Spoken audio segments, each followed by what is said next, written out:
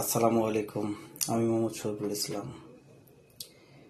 আসলে বেকার জীবন আসলে অনেক কষ্টের একটা জীবন। বেকার আসলে যে কি কষ্ট, যারা বেকার আছেন একমাত্র তারাই জানেন যে আসলে বেকারটা কতটা কষ্টদায়ক একটা জীবন। তা আমার কথা হলো যে বেকার না থেকে কিছু করতে হবে। আর আসলে লজ্জা করে কিছু আসলে লাভ নেই। যে আমি অনেক পড়াশোনা করছি, যে আমি যদি এখন চাকরি না করে অন্য কিছু করি মানুষকে কি বলবে। ভাই, অনেকেই ইন্টার পাস সিএনজি চালায়, অনেকেই মাস্টার্স কমপ্লিট করে ভাই মুদির দোকানদারি করে। আমার দেখা যে অনেকেই ছোট ফুটপাতে ইন্টার পাস করে ফুটপাতে বসে কাঁচা তরকারি বিক্রি করে। অনেক ভাই আছে এরকম, অনেকেই আছে।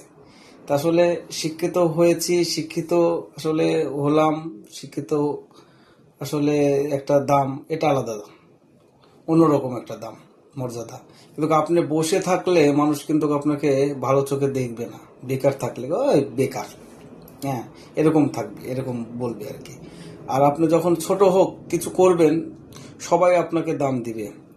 হ্যাঁ, বাবা মা দাম দিবে, ভাই বোন দাম দিবে, আত্মীয় স্বজন সবাই দাম দিবে। কিন্তু বেকার মানুষদেরকে দাম দিবে না কেউ, দাম দেয়ও না। কেন বেকারদেরকে দাম দেয় না? যে একটা বন্ধুর সাথে দেখা হলেও দেখা করতে চাবে না। ও যদি এক কাপ চা খেতে চায়, যদি 100 টাকা হাওলাত চায়, হ্যাঁ, এরকম বেকারদেরকে দেখলে একজন দূরেই থাকতে চায়। তাই আমার পরামর্শ হলো যে আসলে বেকার না থেকে কিছু করা লাগবে।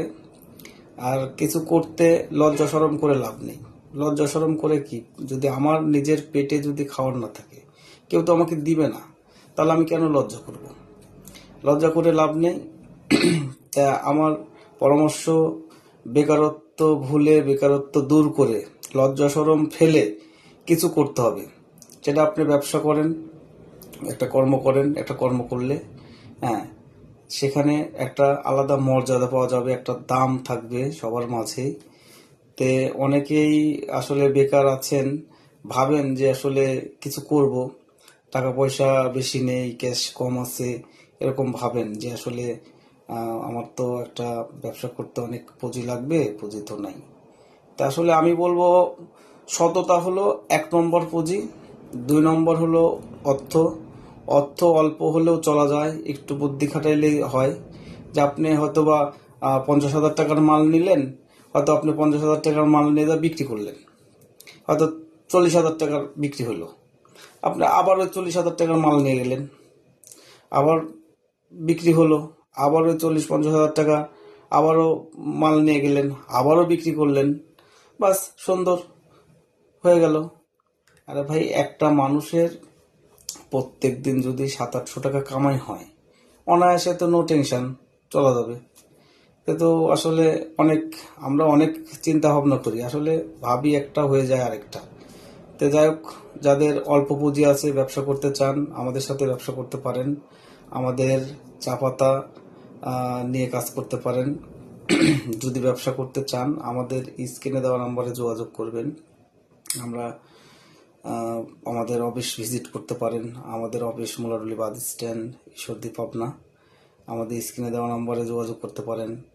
পরামর্শ চাইলে পরামর্শ দিব, সমস্যা নেই। যখন খুশি, শুক্রবার ব্যতীত। শুক্রবারে আমাদের অফিস বন্ধ থাকে।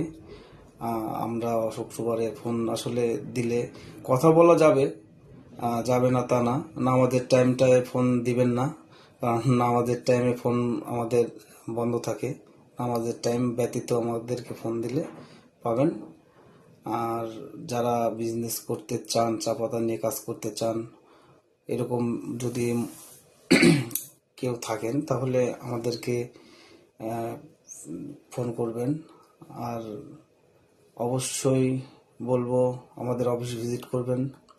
ভালো থাকবেন, সুন্দর থাকবেন, সুস্থ থাকবেন, নিরাপদে থাকবেন। আসসালামু আলাইকুম ওয়া রাহমাতুল্লাহি ওয়া বারাকাতুহু।